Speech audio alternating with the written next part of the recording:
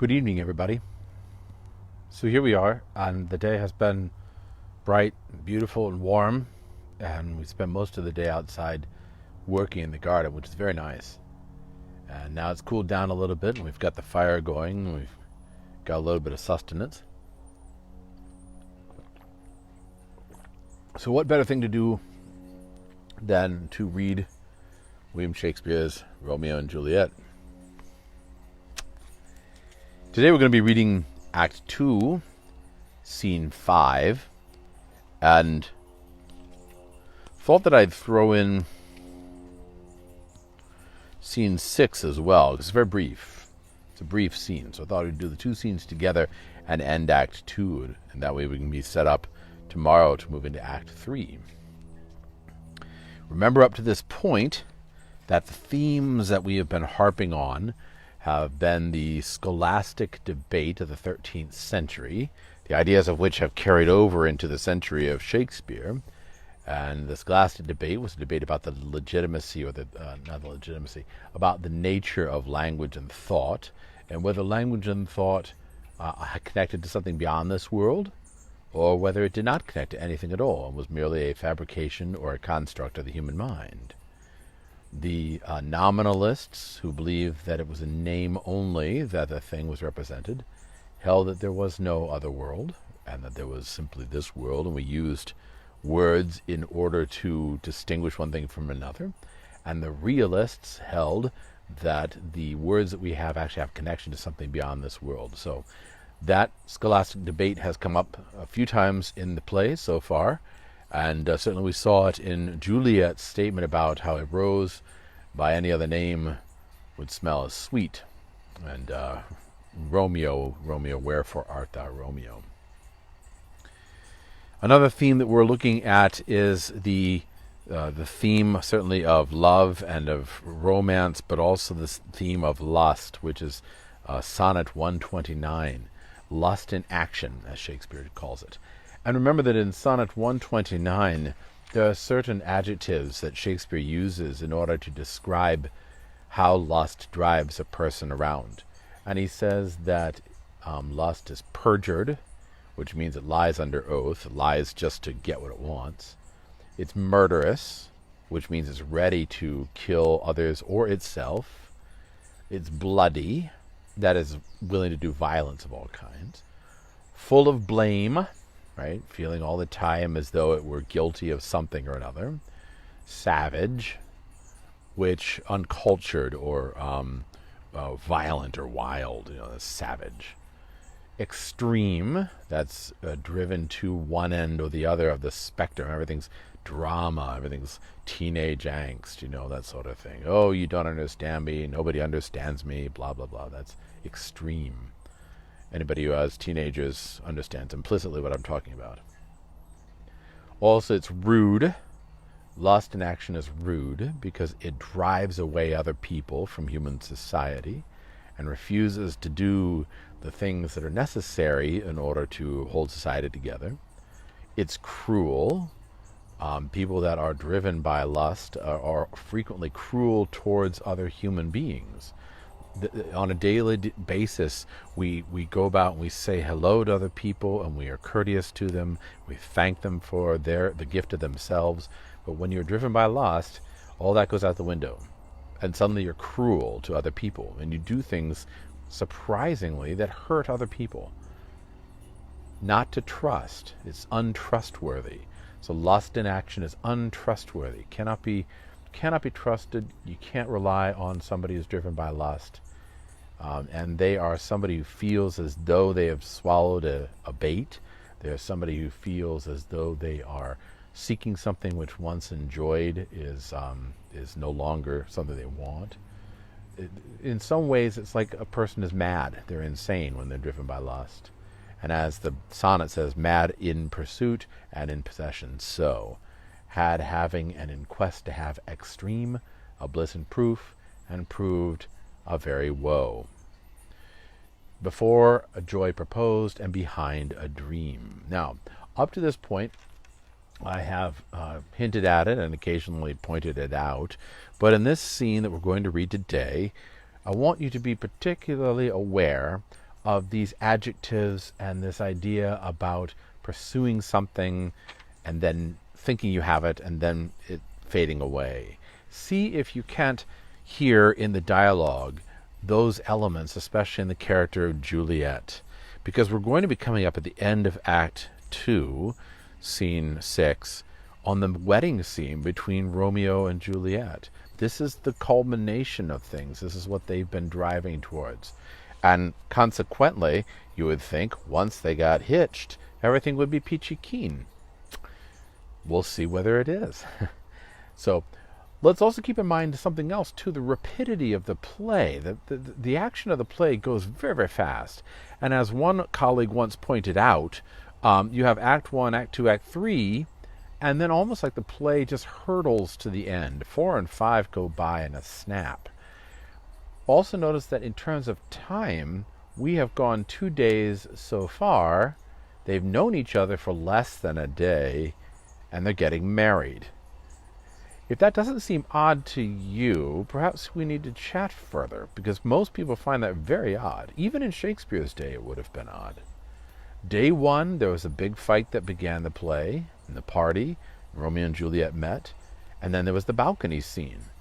And right after that, in the morning after that, Romeo goes to Friar Lawrence. Larry agrees to marry them. You have the scene with the boys hanging out, and then you have the marriage here. And so this is not even a day after they've met that they're getting married. It is an extremely short courtship, to say the least. So let's read Act 2, Scene 5 together with Juliet and her nurse. Hopefully you have a bit of fortification with yourself and you have your text, so you're ready to go. And as we go through, try and keep in mind what I said about the nature of lust and action here. And also, if you notice anything about the scholastic debate, feel free to comment on that too, because there are still elements of that coming up, the nature of words and the like. Act 2, Scene 5, Romeo and Juliet. Enter Juliet. The clock struck 9 when I did send the nurse. In half an hour she promised to return. Perchance she cannot meet him. Oh, that's not so. Oh, she is lame. Love's heralds should be thoughts, which 10 times faster glide than the sun's beams, driving back shadows over lowering hills. Therefore do nimble-pinioned doves draw love, and therefore hath the wind swift Cupid wings. Now is the sun upon the highmost hill of this day's journey, and from 9 till 12 is 3 long hours, and yet she is not come. Had she affections and warm youthful blood, she would be as swift in motion as a ball. My words would bandy her to my sweet love, and his to me. But old folks, many feign as they were dead, unwieldy, slow, heavy, and pale as lead. Enter nurse with Peter. Oh, God, she comes. Oh, honey nurse, what news? Hast thou met with him? Send thy man away. Peter, stay at the gate. Now, good, sweet nurse. O Lord, why look'st thou so sad? Though news be sad, yet tell them merrily. If good, thou shamest the music of sweet news by playing it to me with so sour a face.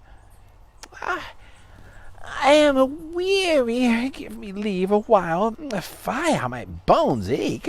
What jaundice have I had?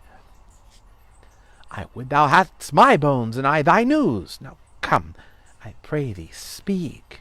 Good, good nurse, speak. Jesu, what haste! Can you not stay a while? Do you not see that I'm out of breath? How art thou out of breath, when thou hast breath to say to me that thou art out of breath? The excuse that thou dost make in this delay is longer than the tale thou dost excuse. Is thy news good or bad? Answer that. Say either, and I'll stay the circumstance. Let me be satisfied. Is it good or bad? Well, you've made a simple choice. You know not how to choose a man. Romeo, no, not he. Though his face be better than any man's, yet his leg excels all men's, and for a hand, and a foot, and a body. Though they be not be talked on, yet they are past compare. He is not the flower of courtesy, but I warrant him as gentle as a lamb. Go thy ways, wench, serve God. What have you dined at home? No, no, but all this did I know before. What says he of our marriage? What of that? Lord, how my head aches! What a head have I! It beats as it would fall in 20 pieces. Oh, and my back on the other side. Oh, my back, my back. Beshrew your art for sending me about to catch my death with Johnson up and down. I'faith, I am sorry that thou art not well. Sweet, sweet, Sweetenhurst, tell me, what says my love? Your love says, like an honest gentleman, and a courteous, and a kind, and a handsome, and I warrant a virtuous. Where is your mother? Where is my mother? Why, she's within. Where should she be? How oddly thou repliest. Your love says, like an honest gentleman, where is your mother? Oh, God's lady dear, are you so hot? Mary, come up a trow. Is this the poultice for my aching bones? Henceforward do your messages yourself. Here's such a coil. Come, what says Romeo? Have you got leave to go to Shrift to-day? I have. Then hie ye hence to Friar Lawrence's cell. There stays a husband to make you a wife. Now comes the wanton blood up in your cheeks. I'll be in scarlet straight at any news. Hie ye to church. I must another way, to fetch a ladder, by the which your love must climb a bird's nest soon when it is dark.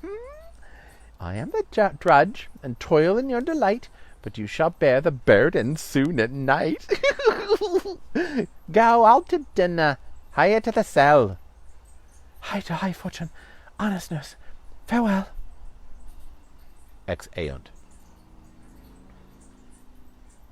Scene 6. Friar Lawrence's cell. Enter Friar Lawrence and Romeo. Friar Lawrence. So smile the heavens upon this holy act, that after hours with sorrow chide us not.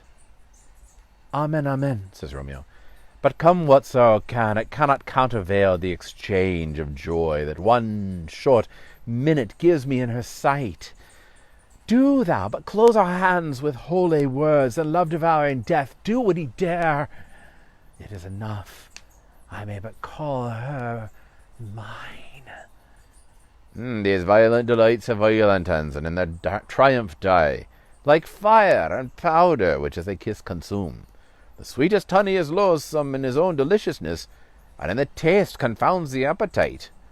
Therefore, love moderately. Long love doth so.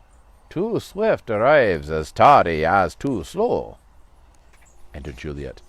Here comes the lady. Oh, so light of foot will now wear out the everlasting flint. A lover may bestride the gossamer that idles in the wanton summer air, and yet not fall. So light is vanity. Good evening to my ghostly confessor. Romeo shall thank thee, daughter, for us both. As much to him, else his thanks too much. Ah, Juliet, if the measure of thy joy be heaped like mine, and that thy skill be more to blazon it, then sweeten with thy breath this neighbour air, and let rich music's tongue unfold the imagined happiness that both receive in either by this dear encounter. Conceit, more rich in matter than in words, brags of his substance, not of his ornament. They are but beggars that can count their worth. But my true love is grown to such excess, I cannot sum up some of half my wealth. Come, come with me, and we will make short work. For by your leaves you shall not stay alone, till Holy Church incorporate 2 in 1. Exeunt. Well, there it is. And just to point out a few things, I find it really intriguing, Juliet's focus of what she wants to know about. So I ask this in the form of a question. Back here in scene 5, Act 2, what is it that Juliet wants to find out from the nurse? Does she want to find out that Romeo loves her? Does she want to find out that Romeo's handsome?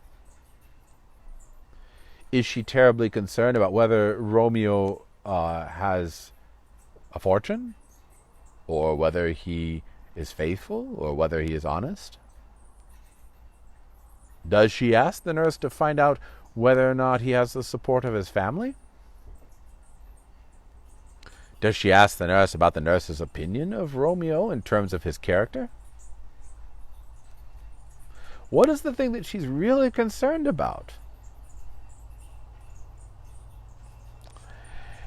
It's very interesting here, back in scene 5, where Juliet says, all this did I know before.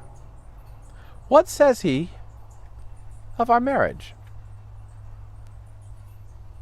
Why would she be so concerned about Romeo's response to the idea of getting married? Has she been plotting to get Romeo married to her, to entice him in? Could one say that her focus is primarily on getting married to someone rather than getting married to Romeo? Why do you think she's so keen to marry the son of her enemy? She knows Romeo is the son of her enemy. Why would that be a big deal for her? What might really tick her parents off a lot? Would it be that their only daughter and heir to their whole fortune was getting married to their mortal enemy? Would that tick off Mommy and Daddy? Seems to me it would. And her whole focus is on that. The fact that she doesn't focus on his honor or his virtue or what the nurse's opinion is quite startling, really.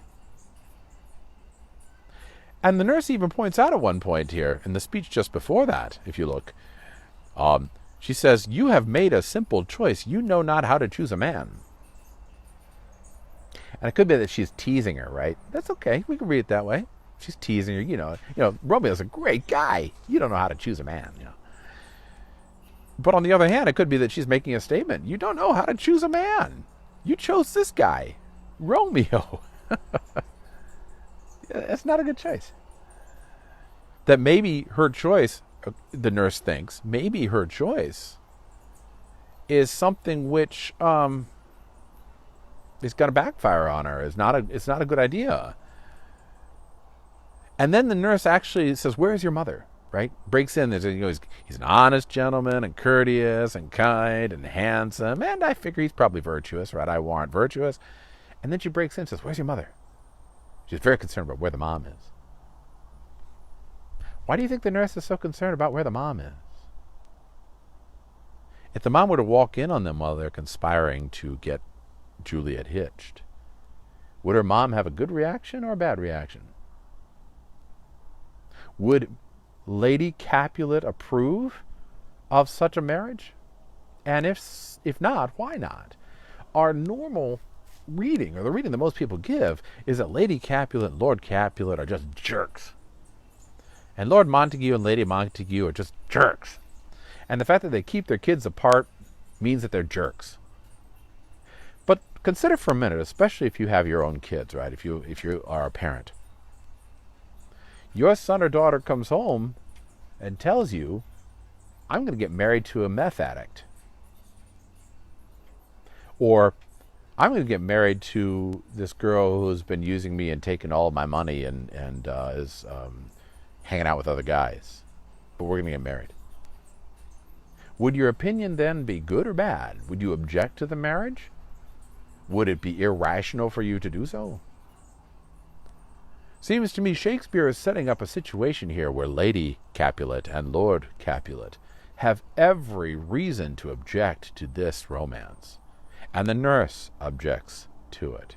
And Mercutio somewhat objects to it. And Tybalt objects to it. Everybody seems to object to it who knows about it. Even Friar Lawrence at first does. And what is the saying? If one person calls you a jerk, then they're probably wrong and you aren't a jerk. But if everybody calls you a jerk all the time, you're probably a jerk. I mean, it's something like that. If everybody in the play is saying this is a bad idea, I mean, even the chorus, for goodness sake, says they're star-crossed lovers.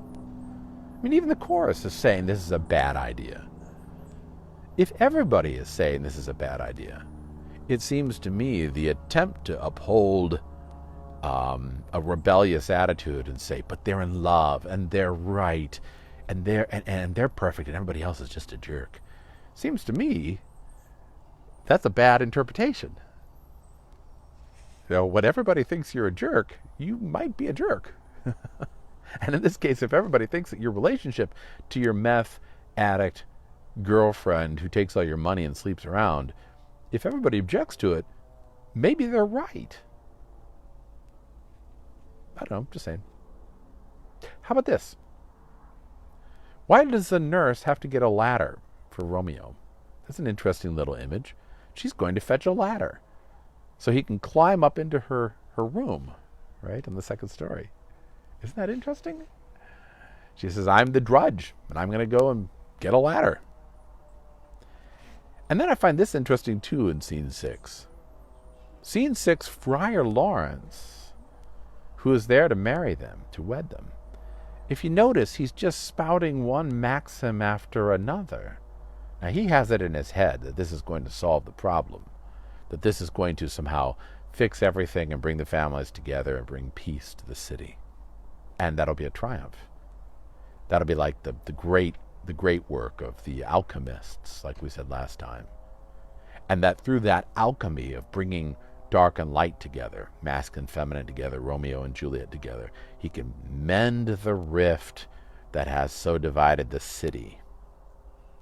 And remember here that we're talking a metaphor, the macrocosm and the microcosm, right? The microcosm is the city of Verona here on the globe stage of Shakespeare.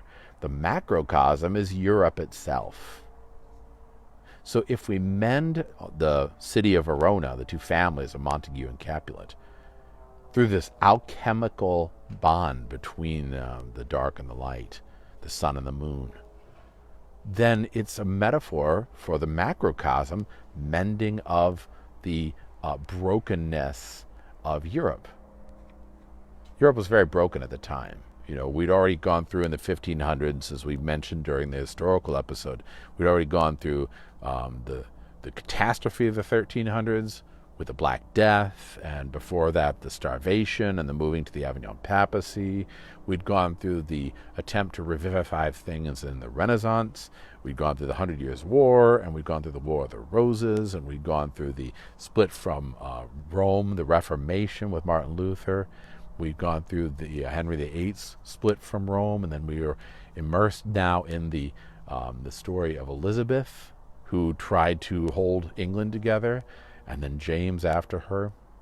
And so really it's kind of a mess. Europe's a mess at this point. And it's very much at war with itself, very much like Verona is at war with itself. And so Verona is like the microcosm for the macrocosm of Europe.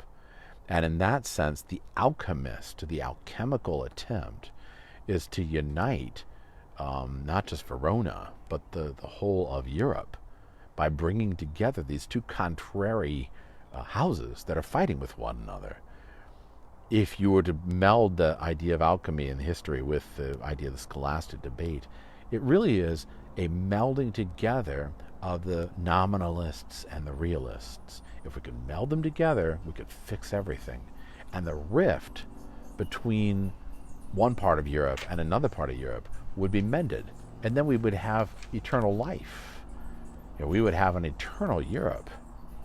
Isn't the whole idea of Rome itself as an eternal city, or the idea of the empire as an eternal empire, isn't that something which Europeans even now dream of? So Shakespeare, in a way, is embodying that in this character, Friar Lawrence, who seeks to mend the rift between Montague and Capulet. And yet, in this scene, where he could say, hey, slow down, kids, this is a bad idea, let's not get married after all, wait maybe a day. Instead, he's telling one maxim after another, right? And he's saying, that after hours with sorrow chide us not, right? So smile the heavens upon this holy act, that after hours with sorrow chide us not. If I unite them in marriage, then afterwards when they consummate that marriage, right, there'll be no more sorrow. Whereas if they just hooked up without getting married, there'd be sorrow. So in a way, that's his plan. To marry them so that when they do hook up, it'll be legit and everything will be cool, right? And then he spouts off one maxim after another. Violent delights have violent ends, right? Like fire and powder. And the taste confounds the appetite. Rada, rada, rada, rada, rada. And how much effect do they have on Romeo? Is Romeo slowed down by Friar Lawrence's quoting of these wise maxims? It seems as though he's almost like pumped up by it. This whole idea of being married to Juliet drives him on. Do thou but close our hands with holy words, and then love-devouring death, do what he dare. It is enough, I may but call her mine. So he's so geared towards getting that bait, that thing that he wants to get. He's just a quiver with anticipation. And consequently, it's as though he's almost mad. He's almost insane. So notice here, Romeo is driven by this lust, this passion, to want to get something which is almost like a dream for him. And Juliet, in her treatment of the nurse, you could say, is almost cruel. She's certainly duplicitous. I mean, notice when the nurse arrives, she's like, oh, sweet, sweet, sweet nurse. When just before, she's been saying, oh, what a lazy, slow, stupid old person she is. And she flips and puts on this mask. Oh, sweet nurse, oh, sweet nurse. There's duplicity there, right? Not to trust, perjured, like in 129. Notice also, I find this amazing, when Juliet actually sees Romeo, she first comes in, she says, good evening, my ghostly confessor. Doesn't say hello to Romeo at all.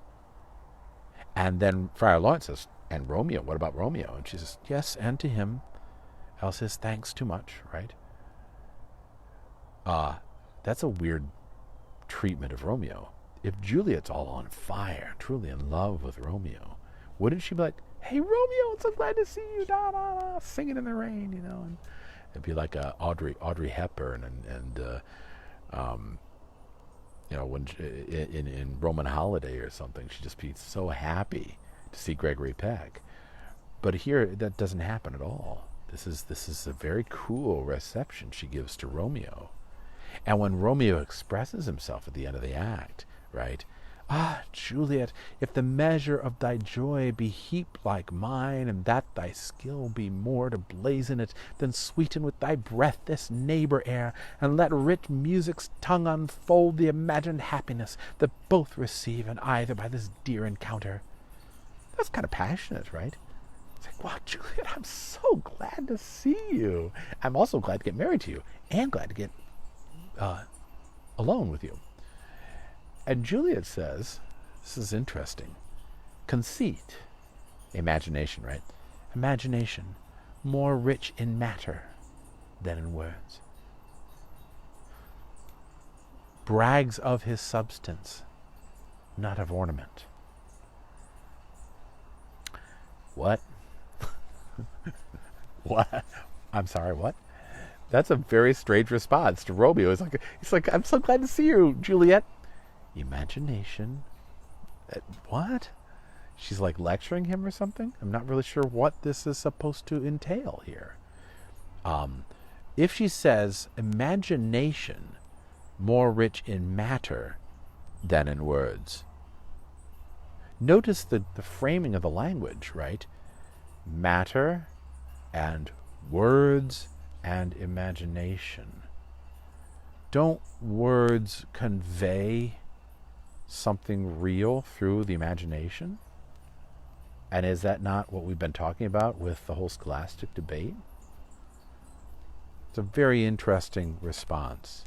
And she says, my true love is grown to such excess I cannot sum up some of half my wealth.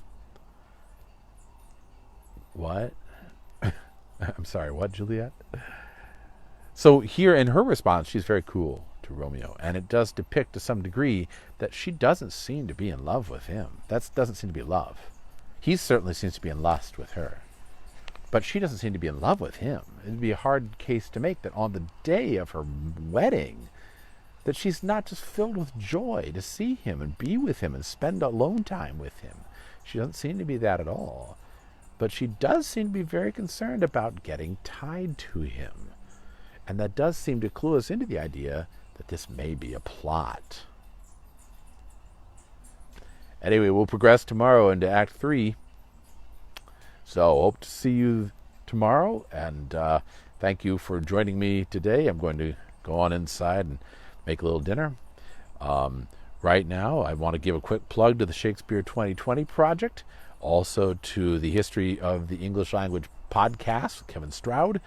And also a plug for my own Patreon page, which I'll post here. And if you feel generous, if you like what I'm doing, please feel free to go and become one of my patrons. I need a patron. So my family needs a patron. You be my patron. Thank you very much, folks, and we'll see you tomorrow. Until then, God bless, stay safe, stay healthy.